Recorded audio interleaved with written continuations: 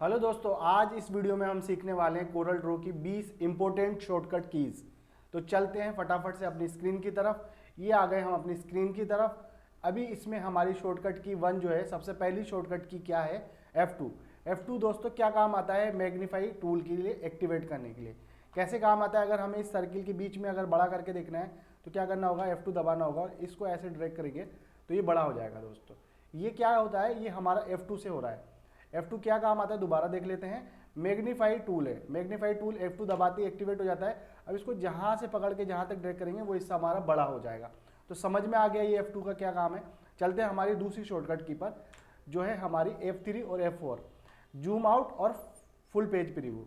तो अगर दोस्तों हम F3 दबाएंगे तो ये क्या हो रहा है, जूम आउट होता जा रहा है, ये छोटा होता जा रहा है, छोटा होता जा रहा है, अभी बहुत छोटा हो गया है। अब हमें इसको फुल पेज पे प्रीव्यू देखना है तो क्या करना पड़ेगा, हमें F4 दबाना पड़ेगा।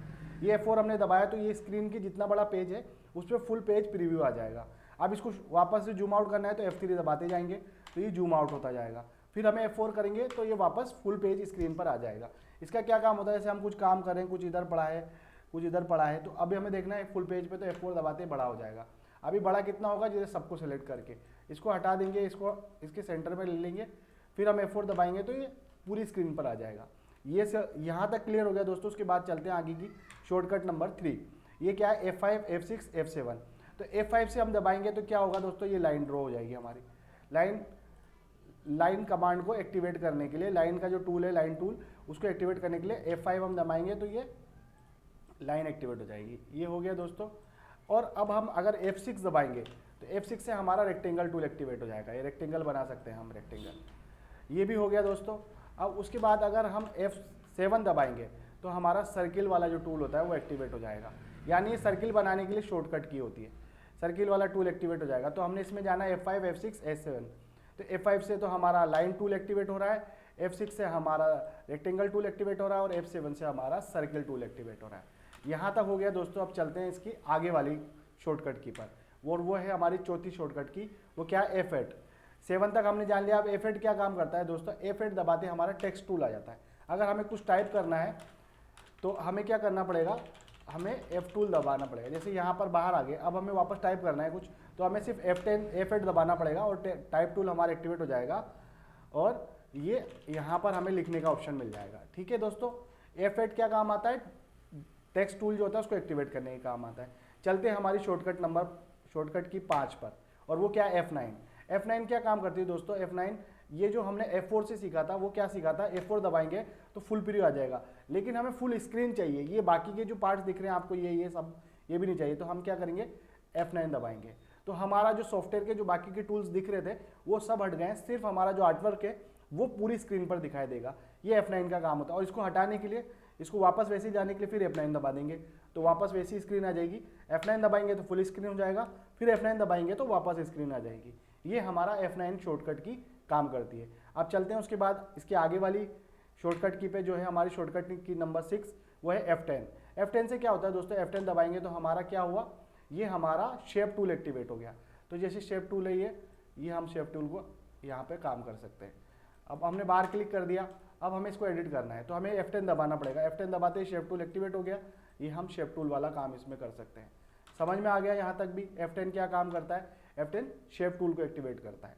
चलते हैं और शॉर्टकट की नंबर 7 पे आते हैं। ये क्या है, हमारा F11 है। F11 क्या काम करता है, हमने इसको फिल करना है तो फिल करने के लिए क्या करेंगे, F11 दबा देंगे। F11 कौन सा फिल आता है यहाँ पर, ये हमारा आता है रेडियल फिल, है जो हमारा जो रेडियल फिल है या नॉर्मल फिल है या हमारा रेक्टेंगल फिल है या कॉनिकल फिल है, उसके लिए काम आता है। तो ये हमारा यहाँ पर फिल ऑप्शन ओपन हो जाता है, edit fill dialog box open हो जाता है। ये हमारा इस तरह से ओपन हो जाता है। ये देख पा रहे हैं आप, ये कैसे आया, हमने F11 दबाते ही और ये वाला डायलॉग बॉक्स ओपन हो गया। F11 इसी के लिए काम आता है। चलते हैं हमारी शॉर्टकट की नंबर 8 पर, वो क्या F12 है दोस्तों। अगर इसकी जो है हमने F11 से फिल तो कर दिया था, ये हमने फिल कर दिया यहाँ पर, और अगर इसको हम इस तरह से फिल कर देते हैं, यहाँ पर भी इस तरह से फिल कर देते हैं, ये हमने ले लिया।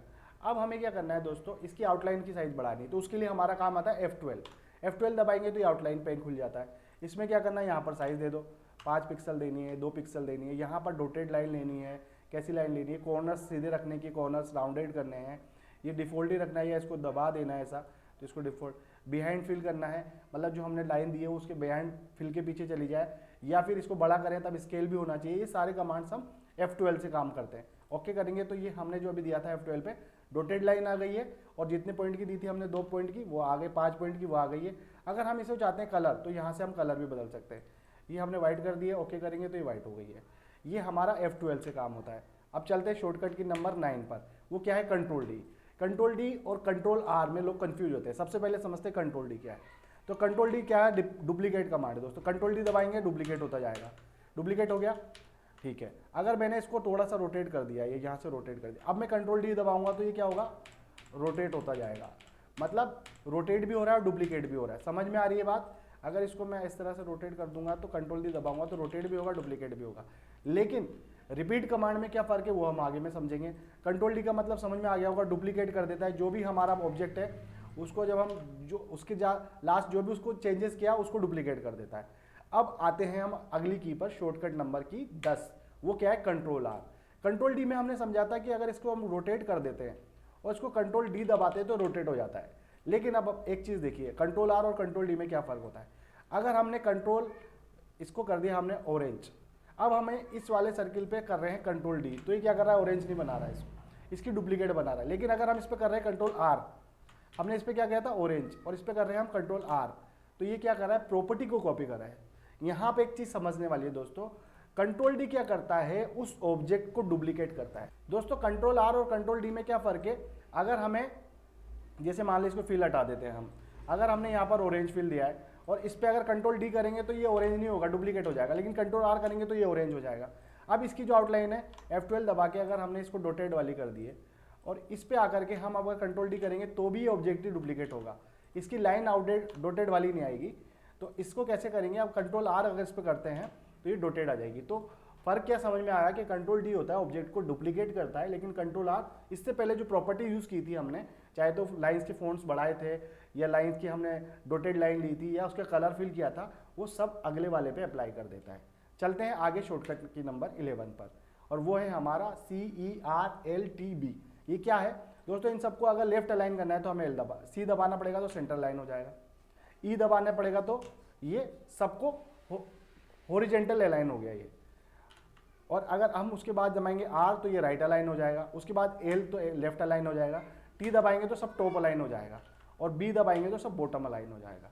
तो दोस्तों ये क्या होता है, अलाइनमेंट टूल है।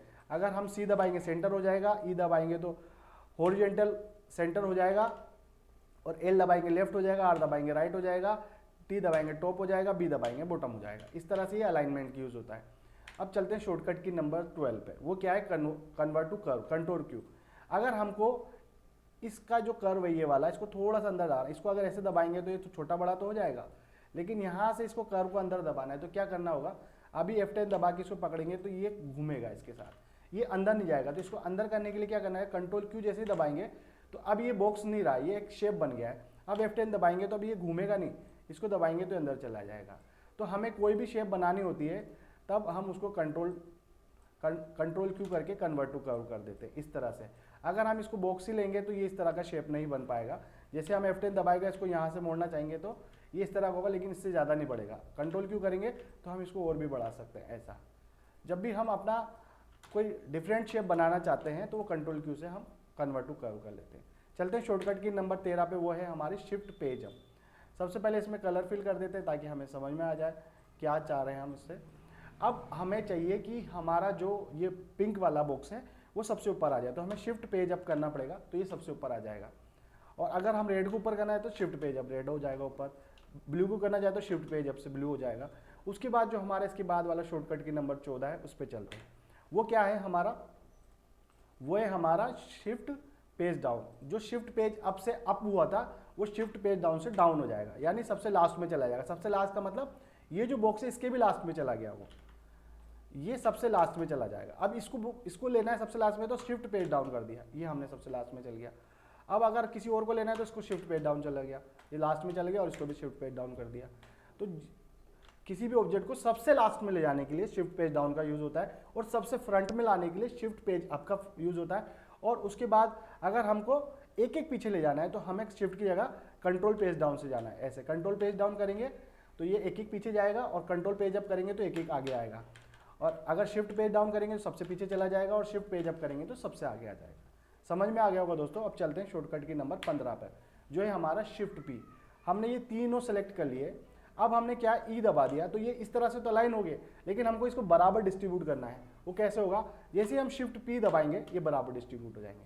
देख पा रहे हैं आप, ये इसके पास था, ये 3 थे, अभी हमें इसको बराबर डिस्ट्रीब्यूट करना है, तो शिफ्ट पी दबाते ही ये बराबर डिस्ट्रीब्यूट हो जाएंगे। सेम ऐसे ही टेक्स्ट में भी काम करता है। टेक्स्ट हमने लिख लिया है, इसको भी टेक्स्ट लिख लिया है और इसको भी टेक्स्ट लिख लिया, और यहाँ पर एक बॉक्स भी ले लिया और इसी बॉक्स को छोटा छोटा भी कर दिया। अब हम चाह रहे हैं कि सब में बराबर डिस्ट्रीब्यूशन आ जाए, तो शिफ्ट पी दबाती सब में बराबर डिस्ट्रीब्यूशन आ जाता है। ये डिस्ट्रीब्यूशन टूल के लिए काम आता है शिफ्ट पी। उसके बाद चलते हैं कंट्रोल के। कंट्रोल के किस लिए काम आता है हमारा दोस्तों, अगर हमारे पास पूरी लाइन बनी हुई है, तो जैसे हम कंट्रोल के दबाएंगे, ये एक एक जो हमारा ये एक एक सेंटेंस था, इसमें से ये एक एक पार्ट को अलग कर देगा। ये एक एक पार्ट अलग हो गया कंट्रोल के दबाते। लेकिन हमको ये इमेजिन को भी और टुकड़े करना है, जैसे ये ले लिया, अब इसको भी और टुकड़े करना है, फिर कंट्रोल के दबाएंगे तो फिर ये एक एक कैरेक्टर को अलग कर देगा, ये एक एक कैरेक्टर को अलग कर देगा। तो ये हम क्यों यूज़ करते हैं, ये हम इसलिए यूज़ करते हैं कि मान लो हमें ये हटाना है, इसी फॉन्ट में रखना है, लेकिन हमें ये हटाकर यहाँ पर एक एरो बनाना है। ये एरो हमने मतलब जब भी हम जैसे लोगो वगैरह बनाते हैं तो उसके लिए हमारा ये बहुत यूज़ होता है। इस तरह से हमें एरो बनाना है, ये हमने कर दिया, और इसको इसमें से जा करके हमें ऑब्जेक्ट पे आके ट्रिम करना है। ये ट्रिम कर दिया हमने, और इस तरह का शेप हमें चाहिए। तो इमेजिन का हमने ये क्या हुआ, एक लोगो बना दिया, ये लोगो बन गया। इस तरह की चीज़ें करने के लिए हमें क्या होता है, कंट्रोल की का बहुत यूज़ करना पड़ता है। चलते हैं और शॉर्टकट की नंबर 16 देख लेते हैं। क्या है शॉर्टकट की नंबर 16, कंट्रोल के। दोस्तों जैसे ये हमारा पूरा टेक्स्ट लिखा हुआ है, जैसे यहाँ पर हमने लिख लिया है वेलकम टू इमेजिन क्रिएटिव, ये हमने लिख लिया। अब हमें इसको ब्रेक करना है, तो हमें क्या करना पड़ेगा, कंट्रोल के दबाएंगे। कंट्रोल के हमने दबाया तो अगर पूरा सेंटेंस सही है तो इस तरह से ब्रेक हो जाएगा। ये ब्रेक हो गया, इस तरह से ये ब्रेक हो गया है। अब लेकिन अगर हमें क्या करना है, इमेजिन को ब्रेक करना है, ये इमेजिन है, इसको भी और ब्रेक करना है, तो क्या करेंगे, कंट्रोल के दबाएंगे। तो फिर क्या करेगा, ये एक एक कैरेक्टर को अलग अलग बना देगा। इस तरह से ये एक एक कैरेक्टर अलग अलग हो गया ना। अब मान लीजिए हमें ये कब ज़्यादातर यूज़ करते हैं हम लोगो वगैरह बनाने में, जैसे ए हटा दिया हमने और इसकी जगह हमने एक ट्रायंगल ले लिया, इसको दबा देते हैं, यहाँ पर ऐसा दबा देते हैं, उससे बॉटम लाइन करके बड़ा कर देते हैं, ये ले लिया। अब हमें इसके अंदर एक और ट्रायंगल लेना है, ये हमने ले लिया, और इसको इसमें से ट्रिम कर देते हैं यहाँ पर जा करके शेप में से, और इसको ट्रिम कर दिया, तो ये हमारे पास शेप बन गया। इसको ऑरेंज कर दिया, तो जिस तरह से ये लोगो बन करके रेडी हो गया। दोस्तों अगर हमें ऐसे लोगो वगैरह बनाने होते हैं तो उसके लिए हमें कंट्रोल की करके उसको ब्रेक करना पड़ता है, फिर हमें उसको फ़ॉन्ट को ट्रीटमेंट करना पड़ता है। तो चलते हैं हम शॉर्टकट की नंबर 17 पे, और वो क्या है, कंट्रोल 8। अगर हमको इस वाले टेक्स्ट को फ़ॉन्ट को इंक्रीज़ करना है तो कंट्रोल 8 दबाएंगे तो इंक्रीज़ होता जाएगा। ये इंक्रीज़ हो गया, इसको करना है तो ये इंक्रीज़ होगा। फ़ॉन्ट को इंक्रीज़ करने के लिए क्या होता है, चलते हैं हमारी शॉर्टकट की नंबर 18 की तरफ। जैसे ही हमने कंट्रोल 8 दबा के इसको बड़ा किया था, अब कंट्रोल 2 दबा के इसको छोटा कर देंगे। डिक्रीज फ़ॉन्ट साइज करने के काम आता है। तो कंट्रोल 8 से प्लस हो जाएगी और कंट्रोल 2 से ये डिक्रीज हो जाएगी फ़ॉन्ट साइज। और चलते हैं शॉर्टकट की नंबर 19 की तरफ, जो है हमारा इंपोर्ट कमांड।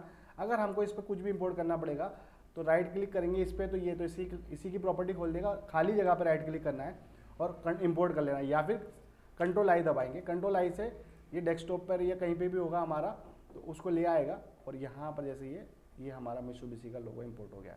तो इंपोर्ट करने के लिए क्या काम आता है, कंट्रोल आई कमांड। इसके बाद चलते हैं शॉर्टकट की नंबर 20 पर।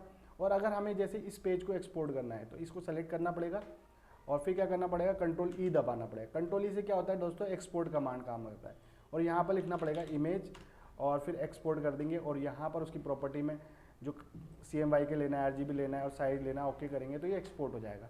तो दोस्तों ये आज हमने सीखी है कोरल ड्रॉ की 20 इंपॉर्टेंट शॉर्टकट की। उम्मीद है आपको पसंद आई होगी। पसंद आए तो लाइक करें, शेयर करें, और इसे हमें कमेंट करना ना भूलें। और इसमें अगर कोई चीज़ आपको समझ में नहीं आए तो हमें कमेंट करके बताएं, हम उसका रिप्लाई करेंगे।